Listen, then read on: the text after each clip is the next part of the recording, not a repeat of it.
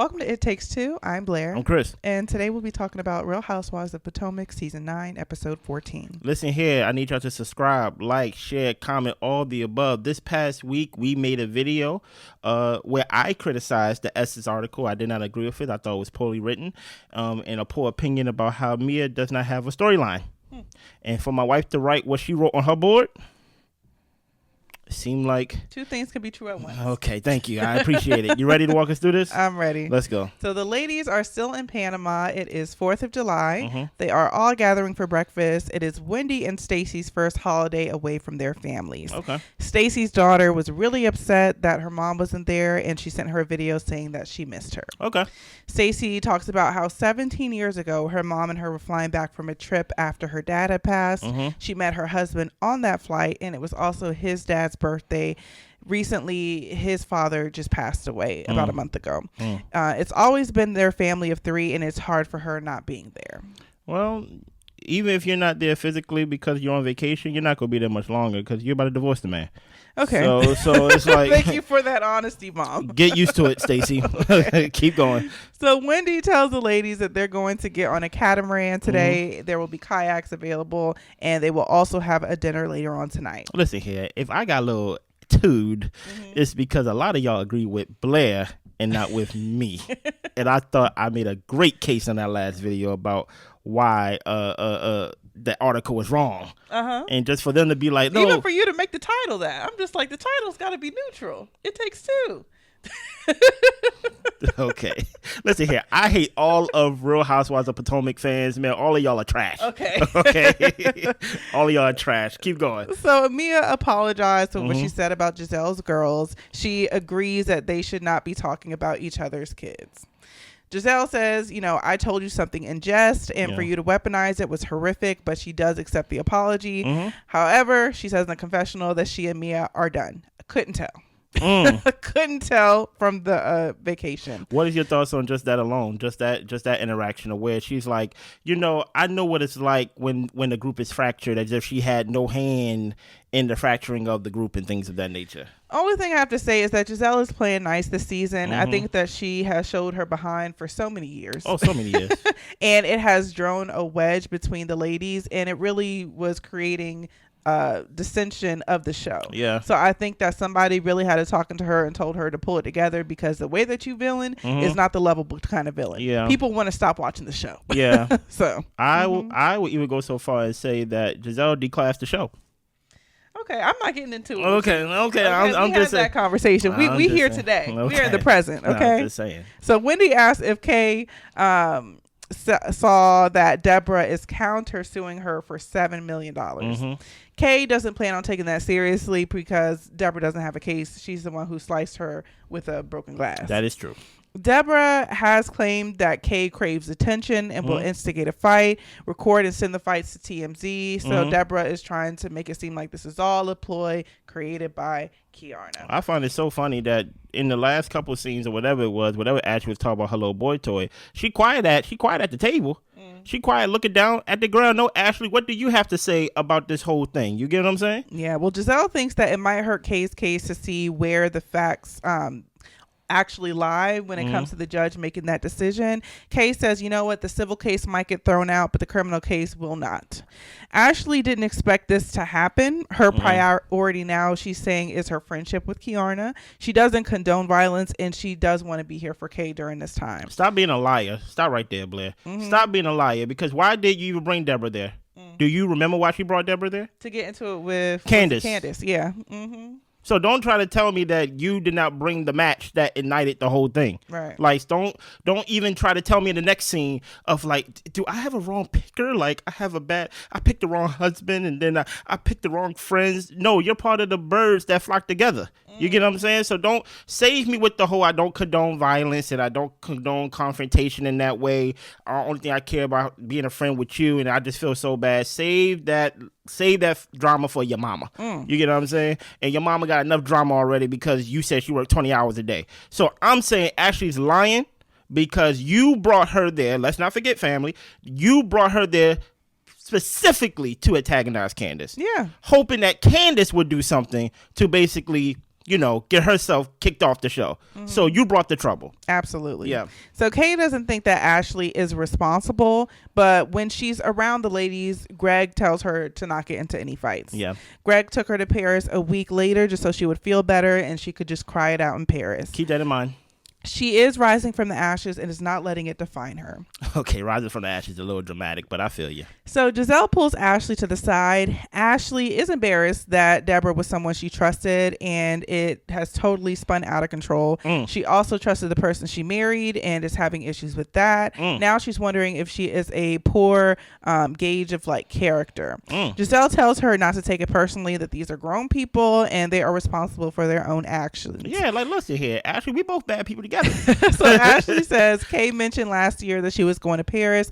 That could have been the trip that she could have gotten proposed to, and it's just so many things that have possibly been a domino effect with Kay getting into a fight with Deborah. What are your thoughts on that, or do you want to save it? My only thoughts with that is when I first heard Ashley said it, I was like, that can't be right, because Deborah was saying that he booked the trip after the fight so that way her spirits could be lifted. Keiarna, yep. Yeah, so it made me wonder, why would Ashley take on that type of responsibility when Kay just said that the trip wasn't planned beforehand? But as we got into the episode, things seemed to kind of shift when it came to the timeline there. So it does kind of sound like Greg did have the trip already planned.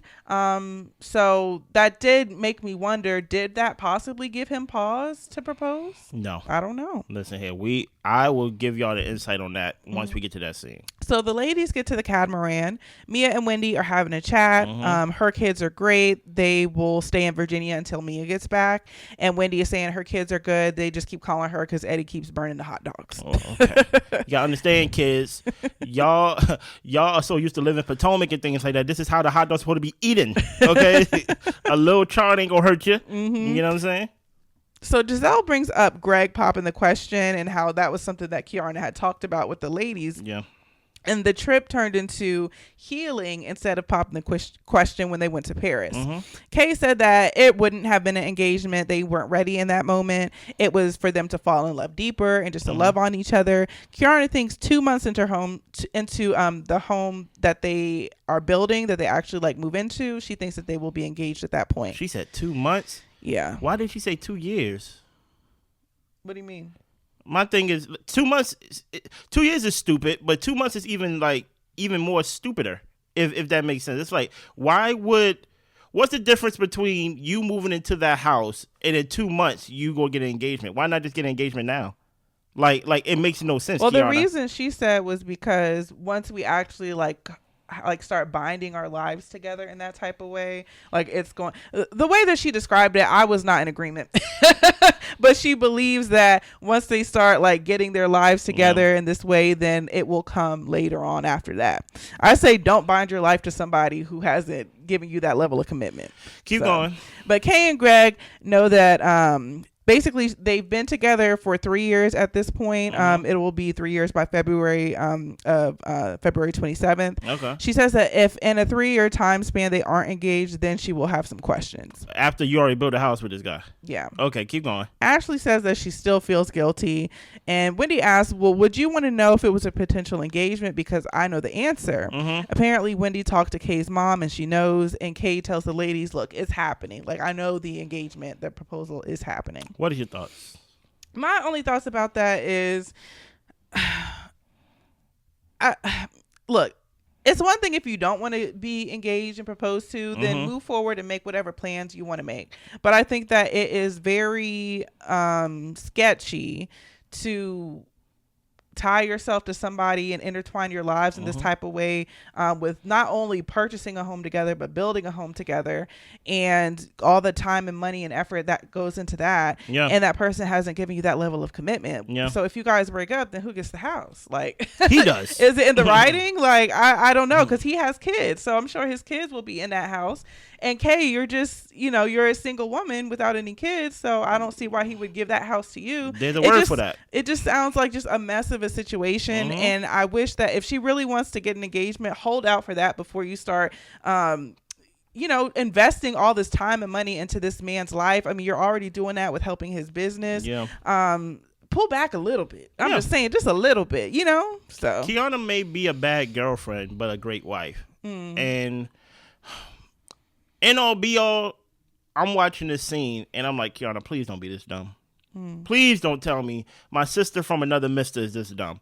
It's so funny watching women talk, and that's the great thing about It Takes Two show, is that you actually get a guy perspective, a heterosexual guy perspective that actually been through the proposal, the whole planning part, and things of that nature. So I'm gonna tell you this right now: there's nothing when a guy decides that I'm going to propose, unless tragedy, right? That I'm not going to propose or like to propose. There's nothing that, like, she has no power or influence over that. So her getting her head hit over a glass and things like that with stitches in her forehead and things of that nature did not stop the fake proposal, right? And Wendy sitting there talking about, I know the answer, but I'm gonna be quiet. I'm like, Wendy, you don't know the answer, right? Like closed mouths don't get fed. So I just think, for one, I thought it was foul of Wendy, and when I say foul of Wendy, I mean that like in a slight way, to even like basically wag that carrot in her face of like, I know if he was going to propose or not because I talked to his mom. It's like, at the end of the day, when it comes to proposal or like to proposing to a woman and things of that nature, you have no power, no influence of when I'm ready and and how I'm going to do it. So if he was going to do it in Paris, he would have did it in Paris. That's why I think it's easy to say I was going to do it, but I didn't do it. He wasn't going to do it. I give you just a little a true story of when I proposed to my wife. My wife decided to go with her best friend on a trip, right? While on the trip, I brought the ring, right? When the ring arrived, less than 7 days, I proposed. I planned a whole surprise party and everything. And nothing in that day, besides her ended up in the hospital or something like that, was going to stop that day. I left church early. I got everything in order. I had the cooks ready. I had everything in order. And there was nothing that was going to stop a man who wants to make a woman his wife going to stop him. So that's why I'm like, whatever he's telling you, Kay, or whatever you telling yourself, the girl math that you was doing in the confessional, however you go to sleep is none of my business. But I think she really needs to really like gauge how her relationship is going, because I think he's selling you or you selling yourself these little magic seeds that's not real, because it's not real. If he wanted to propose to you, that fight happened over a year ago. He would have found another opportunity, because once you buy that ring is burning in your pocket. That ring is burning in your house. And every now and then you be in the house looking at it. And then Blair is in the shower. I'm over there looking at it. I'm like, nah, I gotta get this ring up off me. You get what I'm saying? So that's why I'm like, there's nothing that will stop a man who have decided to get the ring and to propose to stop him from proposing, unless he catch you in the bed with another man or something like that, or just something that's tragedy. And her getting hit upside the head with a bottle or whatever is not tragedy enough to stop, because she got stitches and she was good. Yeah, that's my opinion. And thanks for the insight. Thank you. Yeah. You know what I mean? I still got a toot. Because y'all didn't agree with me with that Essence article. Okay. I still got a toot. Oh. So Ashley is shaking her booty. Okay. Mia's shaking hers as well on Karen. And Hey, Karen Mia. tells her to get that up off of me. It ain't even real. Yeah, that's true. Karen was like funny a little bit this episode. Listen here, I'm going to enjoy you this last season, Karen, because listen here, I saw that season chart. Yeah. I saw that season chart, and one thing I did see is that you're not even there. The Grand Dame is not in attendance. You think maybe she'll do a video call from wherever she is? They bet not. They bet not give her. She ain't. No. Or maybe like she'll have a one-on-one with Andy. No, I don't want no one-on-ones. Go to your private rehab center and do whatever you gotta do to get well, because your well-being is the priority. I will say that. Yeah. But I say, hey, listen here. When you don't show up for work, there will be consequences. Hey, one thing I did see was, hey, Mia, first chair again. Congratulations. Gizelle, first chair. Get out of here. She didn't deserve that. She did not deserve first chair. I say put Wendy first chair, or even put Stacey first chair, because this TJ story, we even saw TJ tonight. It just I got a little. They really want Gizelle to be the face of the show so bad. It's crazy. It's like you bet on the wrong horse, and this is where we at. So Kay brings up a conversation how Mia and Jacqueline were talking about how they liked being like voyeurs. Yeah. Jacqueline and Mia have watched each other get it poppin'. Jacqueline said it was when they were 19. Jacqueline says that her ex was into it. He wanted to watch her with other women. And apparently at one point Mia got Jacqueline ready for her man. And that's how she got pregnant. Patrick kissed Mia at one point, but it was just a smooch, and they like demonstrate what the kiss actually looked like. So Mia and Jacqueline kissed each other. Karen's yelling she don't want to see all this. Yeah, and truth be told, I'm with Karen, because Karen's like, what is going on? You know what I'm saying? And I'm right with her.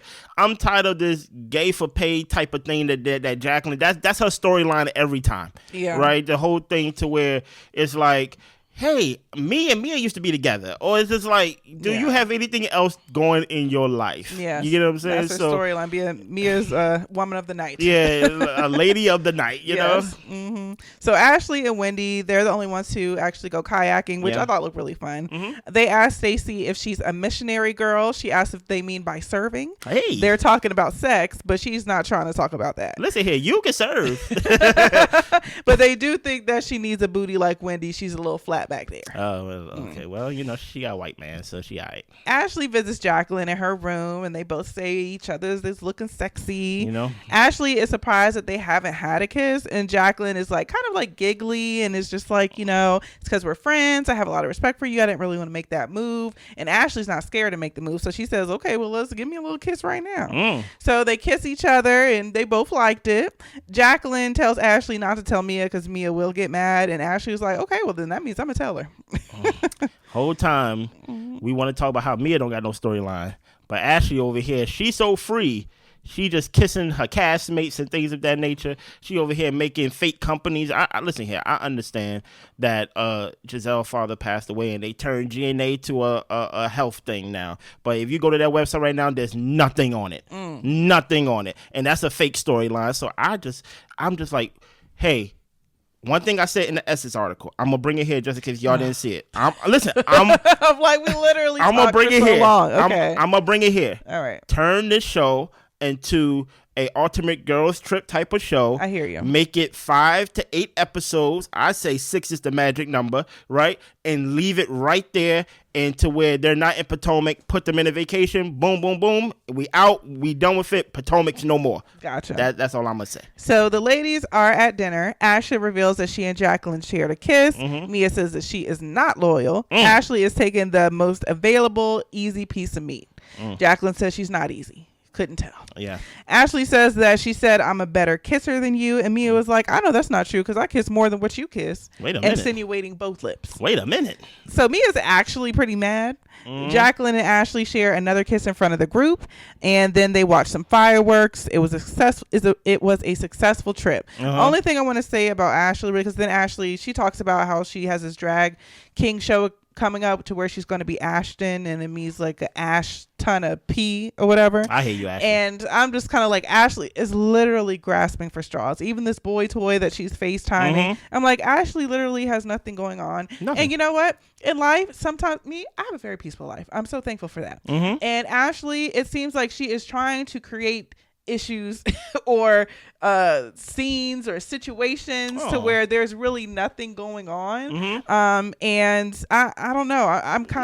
I'm no longer interested. No, you see, that's where she got you fooled, Blair. She has issues. She just don't want to share it, right? The fact that I really want to know what's really going on with her and Michael. Is it no? Is it the divorce happening? Is this for the show? Whole time. Or y'all like, don't let Ashley trick we together, but we dating other people? What's up? Don't let Ashley fool you into thinking like she grasping for straws because her life is so peaceful. Michael gave Ashley a credit card and told her only use it for Uber Eats. Yeah.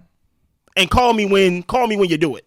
So like Ashley is not living this peaceful life. She's grasping for straws and trying to maintain her Housewife of Potomac lifestyle in general because she don't know what's going to happen in the divorce with Michael. But like I said, if she want to give us kissing women, if she want to give us G&A or whatever it is, if she want to give us bringing Deborah and things of that nature, and y'all happy with it, then guess what? Who am I? I don't think anybody's happy with it. That's I think true. we all hold y'all. I'm not even gonna put that on y'all. You know what I'm saying? I'm be like, who said that, Chris? Yeah, that's right. You're right. I'm wilding. You know, keep going. So the next day, Karen slept in. She gets up just when it's about time to leave. Yeah. Everyone else had breakfast together, and Wendy gives Karen and us the 5-minute rundown of what's happened at breakfast so far. So Jamal's getting married. The kids don't know his soon-to-be wife. They've only met her a couple times. And Gizelle says the new wife is not in her league. So Gizelle is a better looking woman than her. I'm not and even I'm gonna like, hold you. y'all look just alike. I'm not even gonna hold you. She looks like the younger you. Like she looked like you before, like you went through whatever you went through Life in your marriage. You get what I'm saying? As I like to say, she got that Baltimore glow to her. Oh. You get what I'm saying? She been through some things. You know what I'm saying? You know what I'm saying? That grit and grind. Yeah. You know? So Jacqueline calls Patrick and tells him that she kissed Mia and Ashley. Patrick didn't have much of a reaction to me. He said, "Is that all you got to say?" And she was like, "Yeah." He's like, "All right." Yeah. Wendy asked Mia, so you said you're going to Atlanta, but I thought you were going to rush home to see your kids. Yeah. Mia said that she learned that the kids are good. She talked to them. They're having a great time. They want to stay on the farm for a couple more days. That's true. She also has an older son in Atlanta that she has a basketball game to go to. Yeah. So the ladies don't quite agree with it, but Ashley's like, that's your business, essentially. But they all toast to a great trip and to Panama. Yeah, Wendy, stop trying to create a scene, grasping for straws in this scene over here, trying to make me look like a bad mom. We don't care if Mia's a bad mom. Let her do whatever she want to do, right? You worry about your kids and the burnt hot dogs that Eddie's giving them and things of that nature. I felt like that last part was not needed and things of that nature because, truth be told, we don't want to hear. We focus on Mia so much in the past couple episodes that this episode, even though Mia was in the episode, she wasn't like the main focus of it. So don't bring us back to that storyline of like she don't know where the kids are, but really she know where the kids are and things like that. Please, Wendy, let us go. You know what I'm saying? That's it. That's all I got. Anything else you thought about this episode? I thought it was. It was decent. Yeah, it was giving filler a little bit, but I actually did enjoy seeing them just have a good dinner. Yeah. Them enjoying the fireworks. There really wasn't no hollering and arguing because I don't feel like we need that in every scene. We don't. So I thought it was a nice wrap up to the trip. Yeah, So. I think we need to dig more to this Keiarna's life because that's the only thing that sucks about whenever Keiarna. I think Keiarna and Greg is on two different pages in the same book, maybe in the same book. I hope they're in the same book. Okay. Like she's over here. I think she's telling herself lies and trying to convince herself of the lies, and that's what she's telling the women on the trip. But we saw that one-on-one conversation early in the season with her mom and things of that nature. Her mom is not really in agreement in how she's moving in the whole building a house and like, you want to be married. You're my daughter. Yeah. So for her to basically be like, girl, it's okay. Listen here. We go get this house and we go build this house and then 2 months or 2 years or like whatever, we go be married because I see it coming. You hold no power in that. That's her just basically trying to convince herself that the move that she's doing is not stupid. Is that at the end it's going to pay off on the back end. Nah, I think you may find yourself on your back end. You get what I'm saying? Like outside the house. But I would definitely love to dig more into that story. And other than that, I thought it was a okay episode. I thought it was a Potomac episode. You get what I'm saying? Subscribe, like, share, comment. Listen, go back and check that Essence video that we did. I think we both made some good points, to be honest. I actually enjoyed every comment and things like that, even with my little toot and things of that nature. But we just disagree. You get what I'm saying? But, we still show up here every Sunday and give y'all a review. That's it. That's all. Y'all be good. Bye.